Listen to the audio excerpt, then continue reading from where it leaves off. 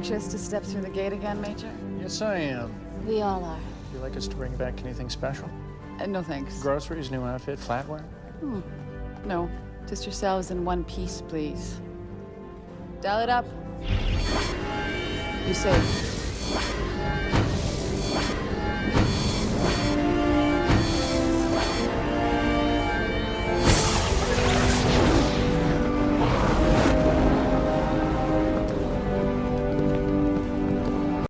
Welcome to the Jumping Puddles podcast. Be sure to listen to us on Spotify, Apple Podcasts, and or YouTube. And follow us at Jumping Puddles Podcast on Tumblr and Instagram, and Jumping Pud Pod on Twitter. With me are my fellow co-hosts, Tor Ash and Australian Sam. Hey yo!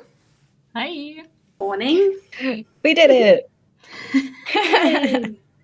We're back. Back, bitches. Sorry. That was very inappropriate of me. Okay. This week we watched Underground, and with their food supply running low, Taylor and Morgan suggested to the Atlantis expedition to make a deal with an Athosian trading partner, the Janai. However, the team discovers that they are not what they seemed, a militaristic civilization with a plan to destroy the Wraith. Ooh. Dun, dun, Dun, dun. dun, dun. Yeah! Oh, that's so our thing now. I love it. That's so good. So, the Janai. How do you guys feel about the Janai, actually? That's a great place to start. Let's get all our feelings out. Fucking liars. That's nice. Yeah, acting as a what's the word? Civilization that's cut off from society. What's that word again? A colony? No. Amish. Oh. Amish. Yeah. Yeah. That's true. Yeah, I didn't even make that connection. Present as an Amish civilization, but bunch of big fucking liars. So not a fan. Straight off the bat. That's my honest opinion of Janai. What I find interesting about them is that they are angry with the Atlantis expedition when they find out that they woke the Wraith, despite the fact that they woke the Wraith, saving the Athosian people. And I think they're the first group of people that they meet off-world that actually are mad about that. Like, they actually are like, oh, you woke them early. Darn you. So, that was interesting. I think they are an interesting enemy for the Atlantis expedition. Like, next to the Wraith, who are obviously the bigger enemy. But I think it's cool to have, like, this opposing society. They are a bunch of fucking liars. And I felt so bad. I felt so bad for Taylor for being lied to for this long and now finding out the truth. Yeah. That's right. Oh, they didn't explore on that much, did they? Of how much that would have affected Taylor finding that out. Because I would have been pissed off. Oh my god. Maybe she's a little bit more diplomatic than I am. Just a little. She is, but she's also very big on trust. And I think this whole episode, she was trying to bring trust between these two sides, and it didn't work. And I think she's still pretty pissed that her trust was abused like that. So I suppose that she would have had put her frustrations aside in order to get some deals and trades going, I suppose, then. Well, we don't see it much. Yeah. Can we also just touch on John Shepard's navigation skills. This bitch is lost again. That's so annoying. I love What it. navigation skills? Yeah, what navigation skills? That's pretty shocking for a Air Force pilot, don't you think? Yeah. He's Isn't such there a a fucking standard? dork this episode. And the fact that he doesn't want to admit that he's lost either. It's just... He's so... He's too fucking proud. I love every single scene between him and Rodney. Like in this episode, I feel like this is when so like good. the chemistry is leaping out of the screen. Like this is just when they Gaydar start. is going off. This is when they just start becoming like that iconic duo. And just like the scene of like first of all, obviously the scene of them getting lost, and then I fucking love that scene of them going and like opening the hatch, and they're like, "This isn't very, like Amish or whatever," or like, and John's like, "Yeah, not so much. It's so good."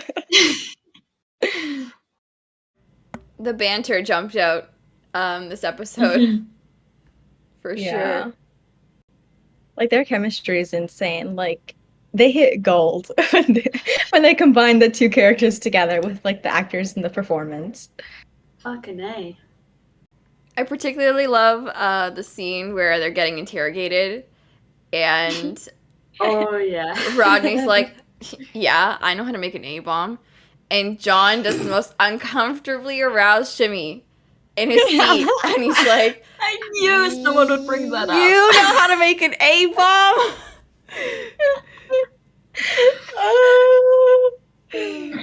I hate him. I actually do hate him. The way He's his so not eyes light obvious. up, like when they say they have He's enough stuff to make blushing bombs. so hard. He's blushing so hard. Get therapy. Why was that so attractive for him? Whenever they talked about the A-bomb or making bombs or whatever, the whole time I was just thinking, Rodney, please shut up, stop talking. You're not making things better. I know. Isn't he concerned? Like, I feel like the Janai would want to keep him, you know, for his knowledge on how to make bombs and stuff. So that they just, yeah, this is ours now. That's definitely a fic trope. I mean, yeah, I would do it because he's the only, he's talking about how their shielding is crap and how, you know, they know how to do it so much better. So, of course, they would want to keep him to, like, make their stuff better and not die of radiation poisoning. I'm actually kind of disappointed we didn't get the whole let's kidnap Rodney little story arc because he knows too much and he knows how to do this and do that. Little damsel in distress. Sam, when you said that if they kidnapped Rodney, they would learn their lesson, I thought you meant the Janai would learn their lesson because Rodney would give them hell and not stop talking while he was their captive. Oh, same. I think that's both in this scenario. That would be... It's the equivalent of that meme that's like, oh, you know, if someone kidnapped me, like, they'd give me back because I'd be too annoying. Yeah. That screams Rodney energy. He'd just, like, annoy them into giving him back. 100%. Okay, wait. Speaking of Weir, I'm gonna once again make the joke. Prime Directive, we don't know her here in this show. They were willing to give C4 to farmers to suit their own needs. What the fuck? The ethic books were thrown out of the window. John Shepard, such a bad influence on Elizabeth. He is. Because every time they talk, at the beginning she's like, I don't want to do this. And then like 10 seconds later she's like, okay, we're doing this. Give them what they want. It's the puppy dog eyes and the hair. Yeah. He's like war crimes, and she's like, yeah, okay. I was like, really? Oh, okay. Again, why is Elizabeth not leading the negotiations? She even says that too. I know! Yeah, no, it was really dumb not to have her, especially like in the second half when they're like having that banquet. Like, Elizabeth should have been right there where John sat. John should have been back at Atlantis doing something else. Like, With his mouth do not let shut. him anywhere near. Yeah. What's going on at the Harvest Festival? Why does everybody hate it? It's so funny to me. That's me. Like, I just don't want to go to parties. I don't want to go out. And so the energy that they were all exuding, not wanting to attend this Harvest Festival, was really, like, me trying to get out of plans that, that my friends made that I didn't want to go to. John's like, But even yeah, no, I'm out. And then Ronnie's like, yeah, I'm going with him. And then Taylor was like, do I have to do this? Like, she's the responsible one, so she's like, I guess I'll do it on behalf of everybody, but I don't want to be doing it. I mean, okay, I get it if you don't like to go to parties, but it didn't really even look like a party. It was just like them sitting or standing around and drinking moonshine. It looks like a garden Amish party or something. Like, boring. Also, speaking of the moonshine, Ford trying to drink it is so cute. Yeah. And it's a nice like- callback to Children of the Gods and SG-1. Yeah. Is he even old enough to drink that? Well, we've Out of learned he's curiosity. 25. Yeah, he's still a baby. Yeah. I was gonna say though, I feel like I'm like still really annoyed that they haven't done really anything with Ford. Like he gets some cute little moments in this episode, and like, you know, some cute little like banter with Shepard, and like a cute little like Taylor laughing at him while he spits out moonshine.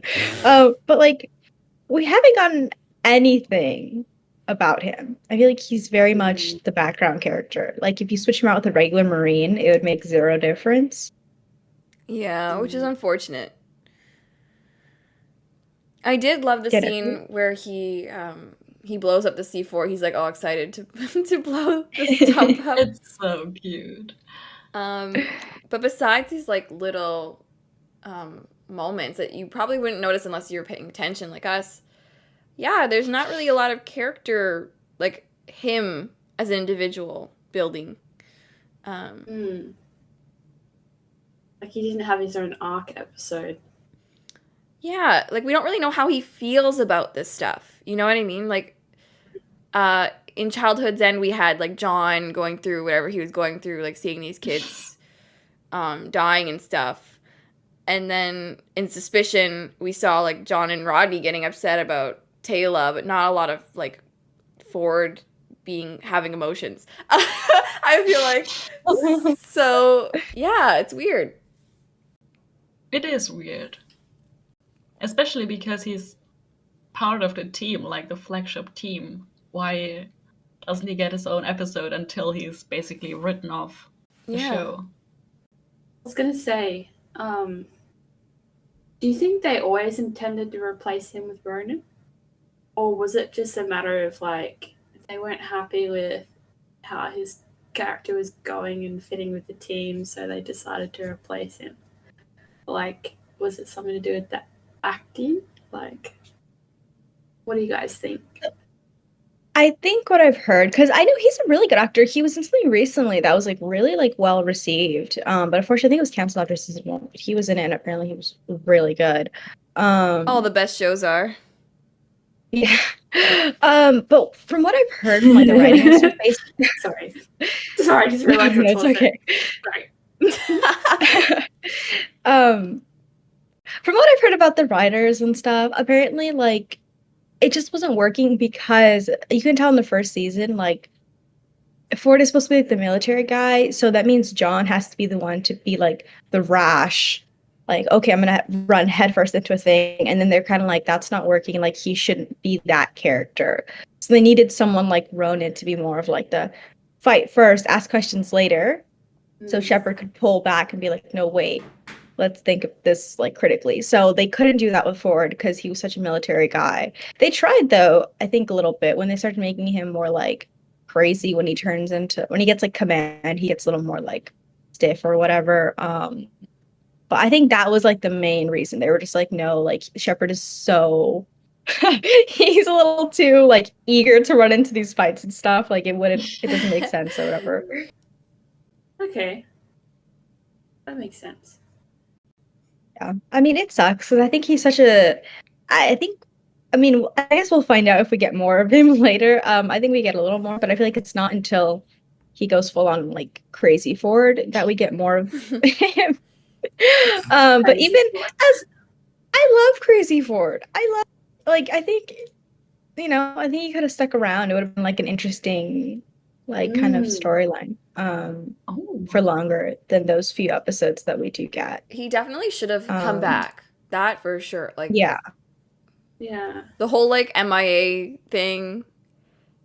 Clearly they were setting it up. Stupid.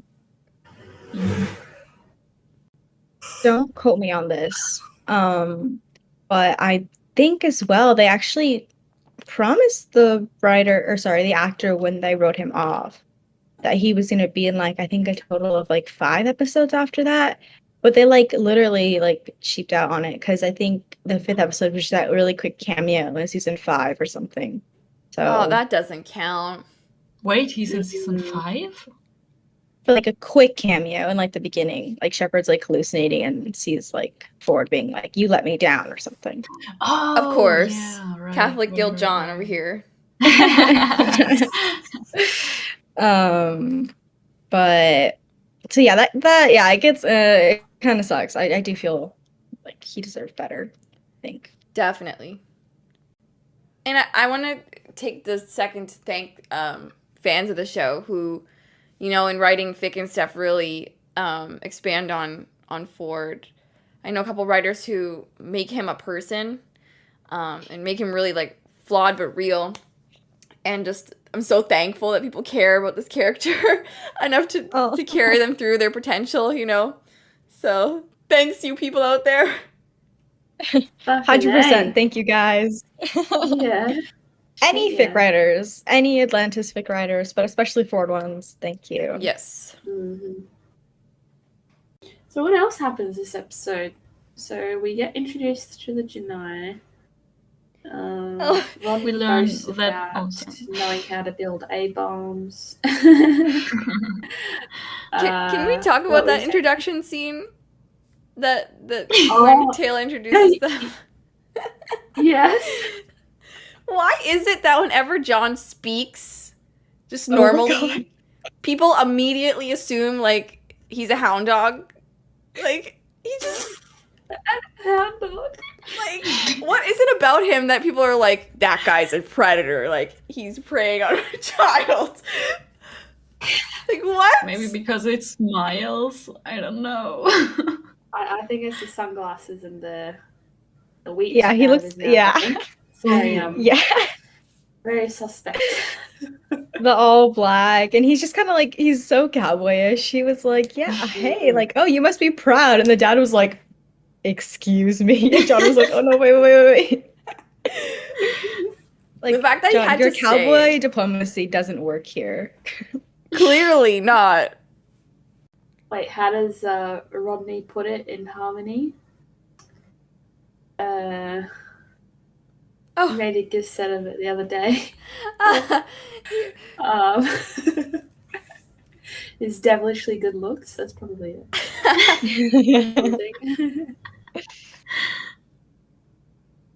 But I love he's such a dork. Like I love the trend that like he doesn't mean to like be quote unquote like flirty. People take it that way, and he's always like, "Wait, what?" Like it's so. Oh, John, it's really endearing. Really?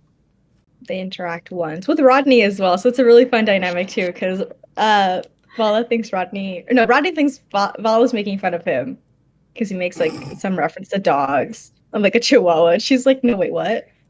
She's like, "No, I'm an alien. Please explain it to me." And he's like, "Oh, okay." And he goes to explain, and everyone's like, "Shut up, Rodney." Oh yeah, that's so cute. Yeah. It's all of our Twitter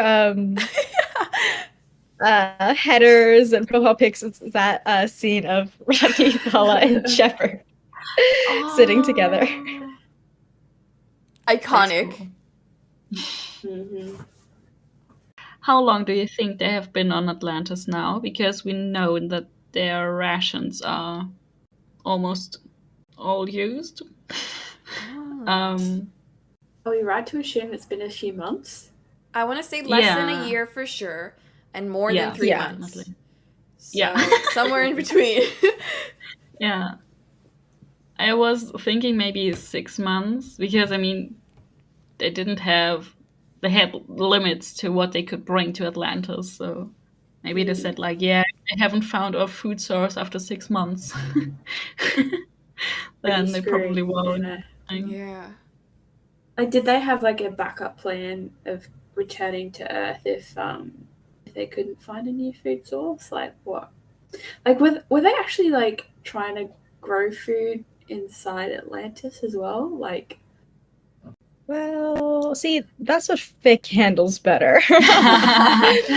Let me just subtle plug again, because okay, I wrote it down too, so this is perfect. But it's such a good opportunity to show the Athosians on the mainland because they've been stranded there, and I'm sure they've been like cooking up food or like growing stuff. So it'd have been such a good time to see like maybe like yeah, like some of the Marines like will put in hours to like work over there to like harvest food and things. So it's like a trading thing. But no, we get none of that. Hmm. Rip. I So yeah, also your guess is as good as mine when it comes to if they're growing their own food in Atlantis. No idea. Somehow I don't think so. Maybe if they find, would there be a place in Atlantis? Because I mean, there's no, Greenhouse. yeah. which is honestly kind of shocking to me because like I know it's like pre the Martian movie, but I mean that dude like was like growing his own shit on Mars, and you'd think that they would try to do that in another galaxy.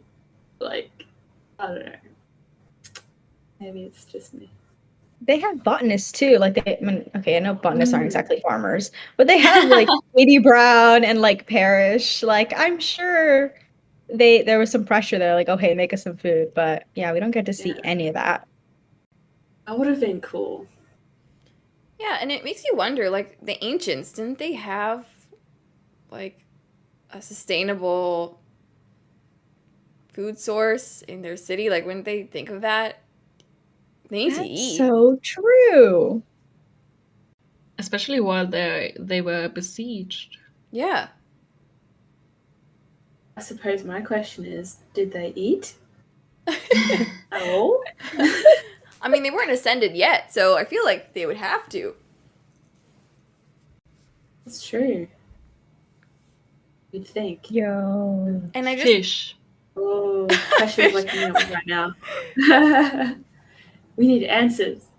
Okay, wait. Fish is the answer. That's true. Fishing. I mean, they do live on an ocean. Fuck, I love fish. Me too. I I'd would be very happy die. with that alternative. Not a fan of fish, Ash? I'm a vegetarian, so no. Oh no, that wouldn't work. Ooh. And even no. before that, I didn't like fish. No. Okay, but sort of side note, but can you imagine how funny it would be if, like, in season 5, they stumbled upon, like, a huge ancient greenhouse before, like, all this time, they were like, there's gotta be some reason, like, how are the ancients making food? They just never found it, and they found this huge, that's like garden, like, dome thing. Like the day that they were leaving Like, Atlantis. yeah, they found packing this up, huge they were like, garden. Like something that could have solved like more than half of their problems. you just hear Rodney yell, oh, come on! Yeah. Yeah. Oh my god, I heard that in his voice as you said it. Me Oh too. my god. I love it. Wait, Okay, quick spoiler warning for the season 5 finale, so just mute for a second if you don't want to hear it. Did they actually stay on Atlantis in the last episode? Like, does it end them staying on Atlantis? Yeah. In a way? Yeah? But also, like, not Yeah. fully. I want to say. Yeah. No. Not the way that we would like them to be staying on Atlantis. Let's just Yes. say that. Yeah. Okay. Every day, I think there's some. You go. Oh no, I was just gonna say every day I think about Stargate Atlantis Extinction, the movie that would have wrapped everything up. Go ahead. Robbed. We were. Is that a project that was supposed to happen? Yeah, it was gonna be the final movie, like basically just to tie everything up, because it sort of ends on like a cliffhanger, and it sort of makes like them look like such shitty. I mean, okay, they already look like shitty ass people when you count up all their war crimes, but like plus the finale, they look fucking horrific. I think there's parts of the script that have like they've leaked, but yeah. Yeah, I can tell by some of the screenshots it looks horrific. That finale is just it's pretty bad. My eyes conveniently averted for the couple of arms around other shoulders, like that. Yeah. That's all I'll say on that matter. Tisk tisk. Yeah. Well, speaking ethically, this episode presented an interesting juxtaposition of Atlantis expeditions ethics versus the Janai peoples. So, Taylor wanting to rescue the people in the cocoons on the Wraith ship, and by extension, John and Rodney also, versus the Janai who were like, fuck those people! Let's get out of here! Because they were thinking more of like the long-term plan, but also their own safety. So my question is like, do you think that the Atlantis expeditions sort of desire to save every person that they come across, like as an individual? Like the way that they prioritize the individual over the group is a good thing or a bad thing? Damn, that is an excellent question. It's such a loaded one.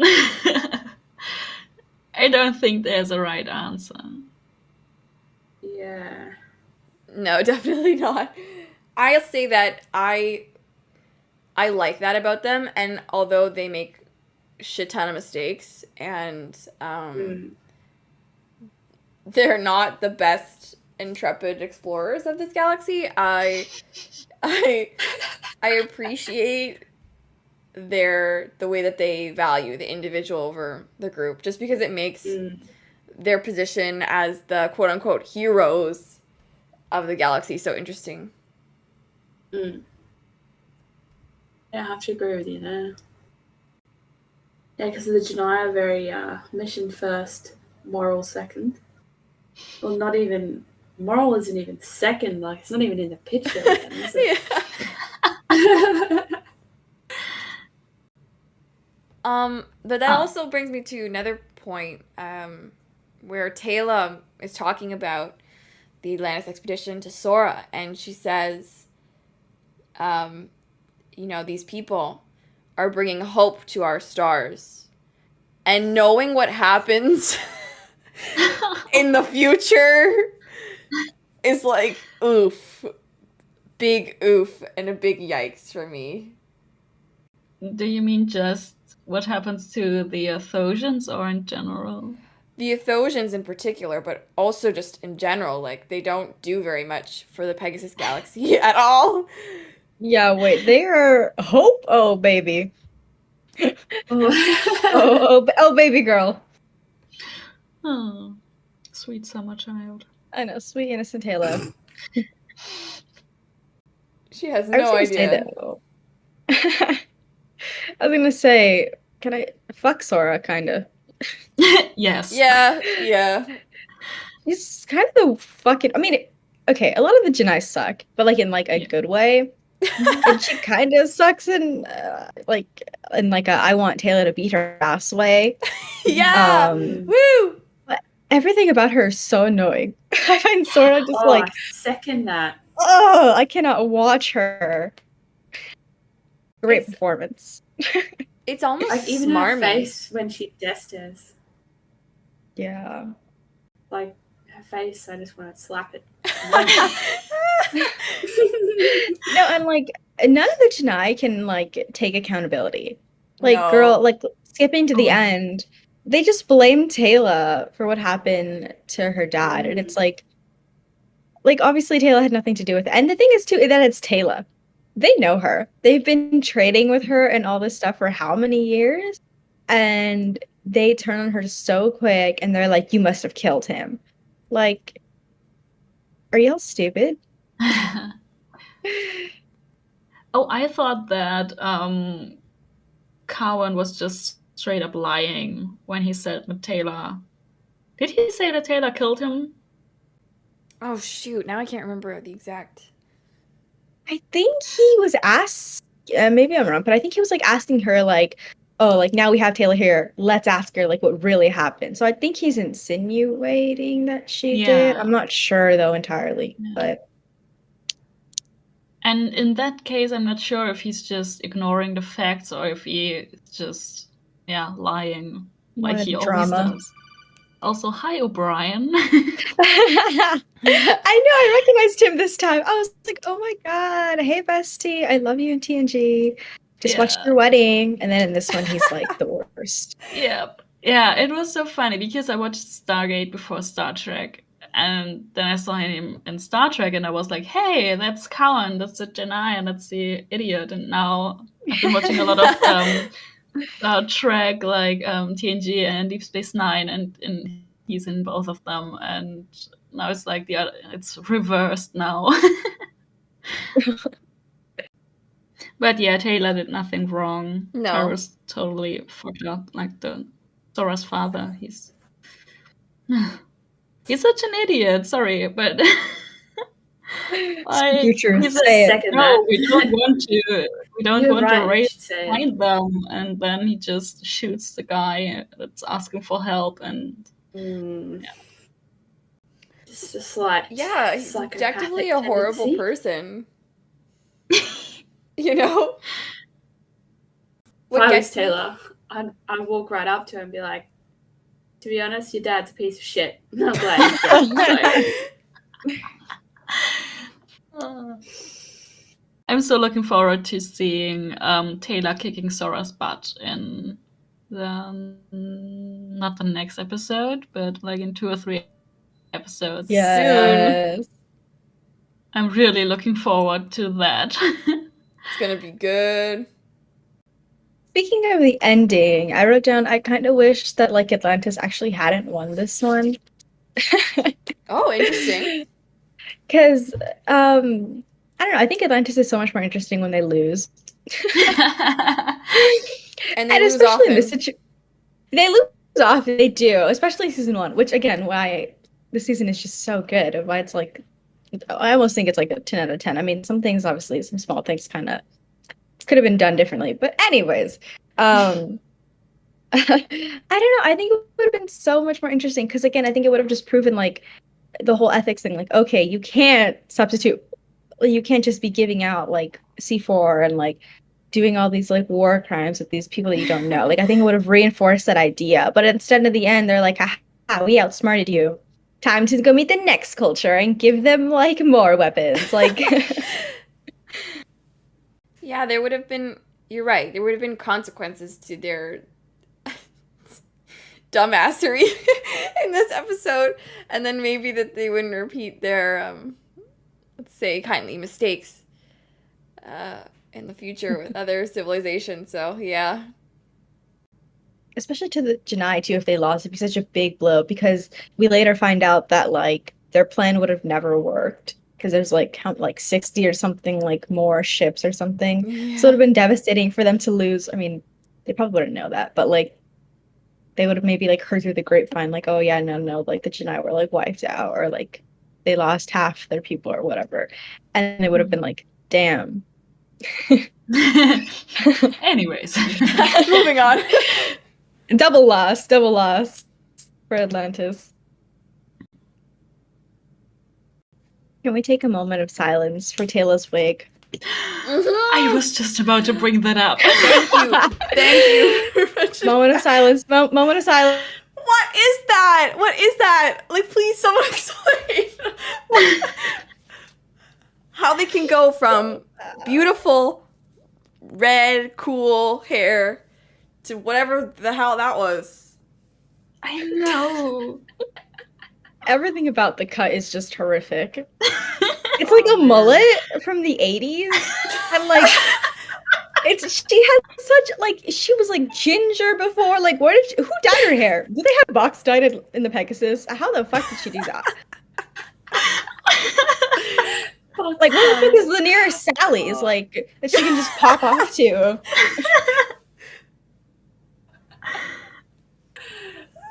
Oh, moment of silence indeed. Oh my gosh. Gosh, the She burned hairdresser it after certainly she got used fired it. in the show. 100%. It's like The Witcher all over again. Oof. I saw some clips from the season 2 and I was like, oh no. Wait, what did I do? Oh, I watched an episode with Sam and they said that the costuming was so horrendous in the first season compared to the second one. Oh, yeah, because okay, people were saying that the Nilfgaard armor from season 1 looked like condoms. Like penises. It looked like penises. And it got so bad that like they fired the costume designer. And Oh damn. yeah, it was. Wait, they're pretty. It's a pretty gross though. Like once you see it, you don't unsee it. I heard that season 2 was worse because like the hair, but I didn't know that was season 1. Oh, damn. The hair. Like who? Like which one? What's his name? The Bard? Oh, Jess. Oh, Jaskia. Yeah, I don't know if that was intentional or not, because he was kind of like recovering from heartbreak from Geralt, you know, so like I don't know if like they intended to have his hair like that, but if they intended it, they did a great job. Because my hair too would look like that during a heartbreak. Yeah, you know when you go through a bad breakup and just get a new haircut because you know new you and That's exactly it. That's exactly it. doesn't look good ever. So Like he even fucking sings about it. Okay, so he's going through something.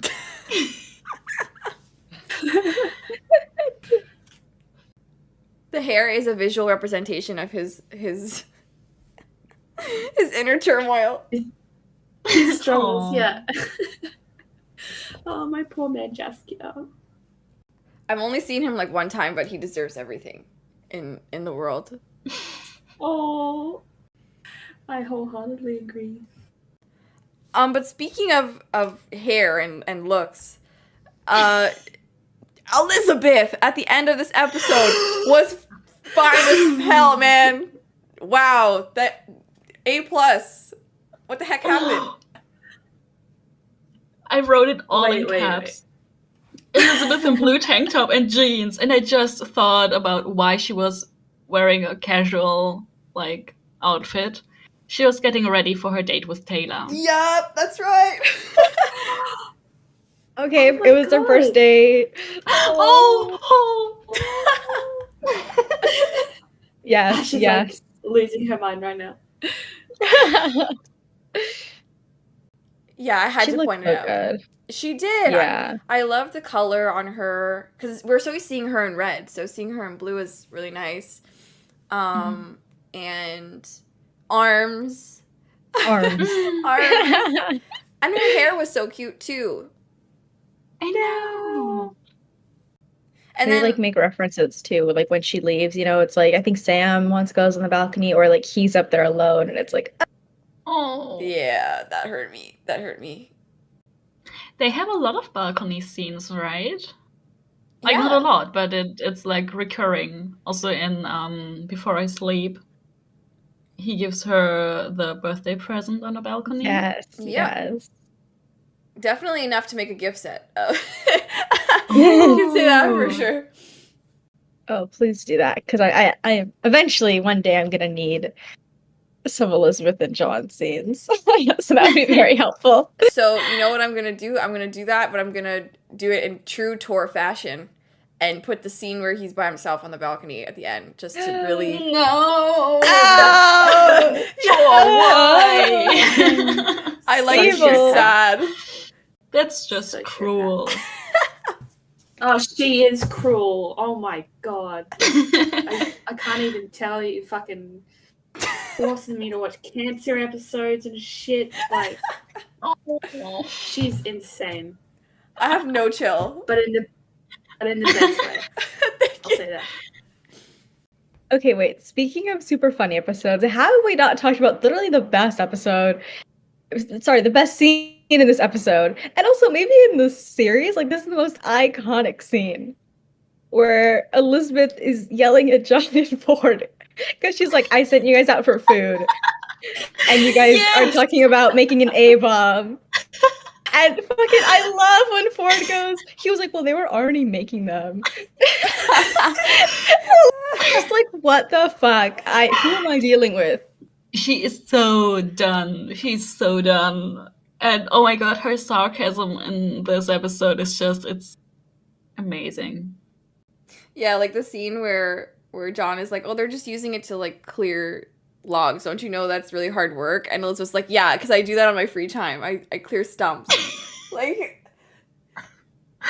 That's literally one of my favorite scenes. he's such a dummy. Like, oh my god, he's peak child talking back to their teacher or like their parent in this episode. Yeah.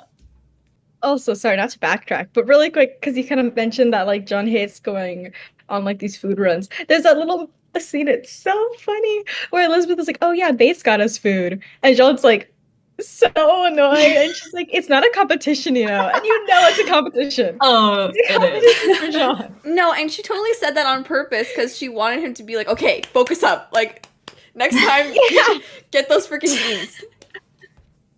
She knows this is the only way to motivate him. God, he's a child. Well, he can't let Bates outperform him, right? That's just wrong. It is. I actually wrote down, I forgot to say this is the perfect time. I wrote down, John Shepard came to the Pegasus Galaxy like a kid who had just been let off his leash. Yeah. Yep. If you think about it, he spent a couple years, maybe 2, I don't know, just flying planes quietly in Antarctica. And so now, or helicopters, I guess. And so now it's like the world is at his feet. He has so much that he can do. And he's going a little bit ham. He just flew off the handle. Oh my god. Ham. Well, get out. Oh. Without context, the audience is probably like, "What the fuck are they on about? Why are they laughing so much about ham?" Trust me. Just laugh along with us. It's funny. Yeah. Speaking of going ham, can we talk about Rodney being questioned by the CIA for his bomb at the science fair? As a 6th grader. Oh, I want to see. How old are you in 6th grade? You are. That's a good question. 12? I want to say.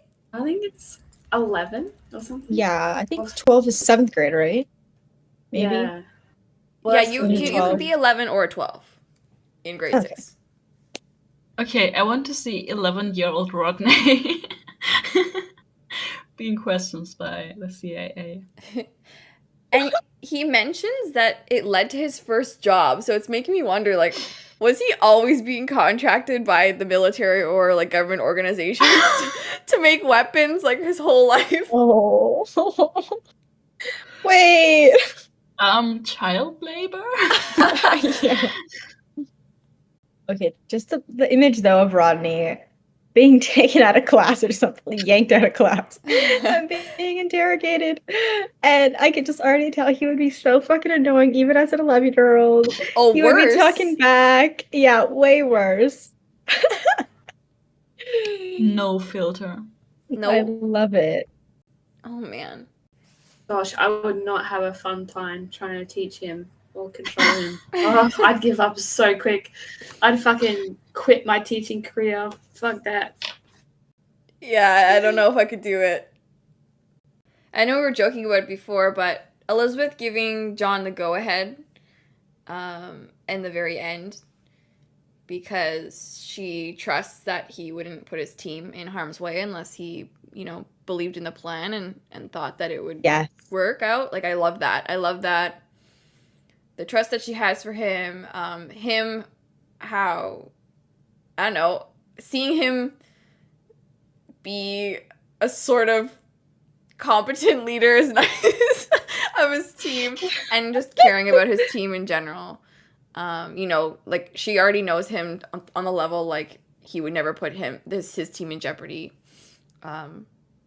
unnecessarily. So, yeah, go John for that bit.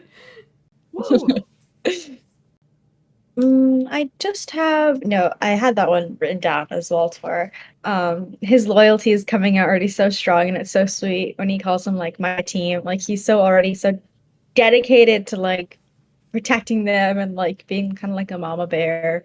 Yeah, I love so it. it's just really endearing. I think earlier you mentioned the beginning scene, and I think I got it mixed up. I'm so sorry to her. The one where Rodney's eating the sandwich. Yeah. I forgot that was the opening of this episode. It is so funny how Taylor just gives him like the biggest side eye. Do you think John was exaggerating when he says that Rodney drinks 11 cups of coffee a day? No. Definitely not. No. That was cold, hard facts. See, but Rodney definitely should have had like a mental breakdown, like rushed it, like coffee withdrawal. Because there's no way this man could have had 11 cups of coffee a day if they've been like on the base for like 3 to 6 months. Like, Rodney, there's no way. Where is he getting this from? I was gonna say maybe that's why he's so like snappy. Oh, He's like always jittery from all the coffee. Oh my god! Yeah, he's constantly on an upper. The whole show. Oh my god! New headcanon accepted. I know you guys broke it. You guys did it. Oh, I think one last John thing that I found funny but also kind of sad is always, this is just the combination that I always am drawn to. Did anybody notice John's face when Sora and her dad were having that moment? When they were like, oh, Sora has to stay behind to like continue our fight in case something happens. And they were like looking at each other, and John was just standing there like uncomfortably. Like, I didn't notice that. Human emotion and affection from your parents. I don't know that. Yeah. What? Oh. Sorry to bring that up. No, it's okay. Dave's shepherd, I am under your grave with a knife. Is his name Dave? Or is that his brother? My bad. Dave. His dad's name is Patrick, I think? Okay, Patrick Shepherd, I am under your grave with a knife. But Dave, you're on thin ice. Yeah, Dave. So someone needs to hit Dave for a quick second, and he'll snap out of it. Someone slap him really quick. So the last thing I have, which kind of takes it back full circle in a little bit, but okay, I love how Taylor was so willing to try to like create this trust between her and and the Atlantis team and the Janai. But I was like screaming when she was like telling the Janai everything about how like they were the ones themselves who woke up the Wraith. I was like, girl, please don't. Because they didn't say that to the Hoffins. They just said, oh yeah, the Wraith woke up. And they were like, okay, well, like shit, we gotta accelerate our timeline. But she told them everything here, and I was like, Taylor, the Janai are not the people. I was like, please don't tell them everything. So again, Taylor, please. But I love her that she trusts, but yeah. But Okay, this episode passes the Bechdel test. woo! There is a Oh, yeah. scene between Taylor and Sora where they talk about Atlantis and just that they are surprised by each other. They mention John once, but I still let it slide. Yay! Hey, what are we? Oh, we need to be keeping track of these. Yeah.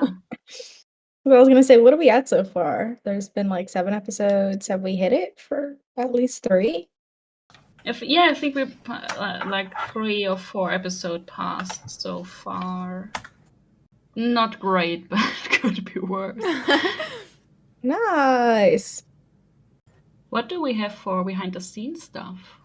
Or trivia? Yep, that's me. Got a couple of things. So for a couple of notes, I think you guys actually brought it up earlier, but Cowan is best known for playing Miles O'Brien in Star Trek, TNG, and Deep Space Nine. And he's also the 9th Star Trek veteran, as they put it, veteran, Wow. to appear in a franchise. And then the Cocoon victim, the one that is shot in the Wraith plane spaceship, is actually also a dying patient in the previous Stargate episode, Poisoning the Well. Oh, wow. What a career! Oh my gosh. That guy's good at dying, isn't he? Damn. And apparently the visuals of the Janai underground bunker are similar to the city on the planet Ocampa on Star Trek Voyager, apparently. I don't know, I've never seen Star Trek Voyager. Ash, can you Wait, confirm? the underground stuff? Yeah, the underground bunker. Janai. Okay. If I remember correct, oh no, yeah. Yeah, it's because I think that the Ocampans do live underground as well, or they are. Yeah. Though no, it checks out. Yeah. So there's that, and one more thing. The life signs detector that McKay uses to open the door apparently clearly shows the start menu button and status bar of a Microsoft Windows for Pocket PC. I don't know. I've never had one of those, so I can't comment. But I've never even heard of a fucking Microsoft Windows Pocket PC until now. So, yeah. His That's little that. Game Boy. That's what I've always imagined it as. Right? Yeah. Game Boy. This is the perfect Pocket Game Boy. size and width. So yeah, that's it for the behind the scenes. Oops. Nice. Perfect. So, ending comments. How did we all feel about this episode? Liked it overall? Well, I really enjoyed it overall because the McShep chemistry was phenomenal. I think it was good, a good intro episode to their adversary, the Janai. So, yeah, I don't know. I liked it. It was a fun episode. Yeah, I agree on that. I think it's a really cool introduction episode. for the Janai. Although I keep forgetting about this episode. I don't know why, but rewatching it now, I liked it. I sometimes felt like it was a bit dragging, like the scene on the Wraith ship felt a bit too long and also a bit lazy that they didn't show that much. But like when Rodney and Cowan are trying to get the plans or whatever they are doing, it's just they go into that room, and the next shot they come out of it and they say, "We have it," and that's it. And I was like, "Oh, okay, that was easy." Yeah. No, but I think it's a good introduction episode. Although I think it could have, like in another show, it could have stayed a single episode. Like, I think it's interesting that they singled the Janai out to come back in other episodes. True. Very true. True. Yeah, I enjoyed the episode. I like what it says about the characters' personalities in terms of, you know, the way John likes to run missions, and also Elizabeth, how she tries to manage her off-world team, which is no easy feat, clearly. Yeah, and I liked the introduction to the Janai. They made them just the right amount of unlikable by showing how they differ in terms of their whole MO to the Atlantis expedition. So yeah, good intro to our enemies. 100%. Yeah, I mean, what else is there to say? Everyone already said such good things. Yeah, no, the episode is really good. I think it's definitely one of the most memorable, I think, even out of the whole show, too. I feel like people think about this episode a lot because it sets up a lot and, like, it does a lot, I think, for certain characters. Yeah, I'm excited to see the Janai come back, at least for the first season. We'll see how we feel about them in season 2 and 3. Tisk. Yeah, they make for good villains in season 1, I think. Definitely. Okay, well, that's all the time we have for today, I say, as we spent like an hour on this. Anyways, I hope y'all enjoyed comments on Underground, and we will see you next week with Home. Ooh. Be sure to check out. So excited. Yeah, wait. Sorry. No, me too. Be sure to check out all of our socials. You'll find them in the description box, on Spotify and stuff. Follow us everywhere if you want. And yeah, we will see you next week. Bye. Bye. Yeah. All right, you clowns, listen up. I don't often get a chance to say this, so savor it. Good work, boys and girls. Let's go home.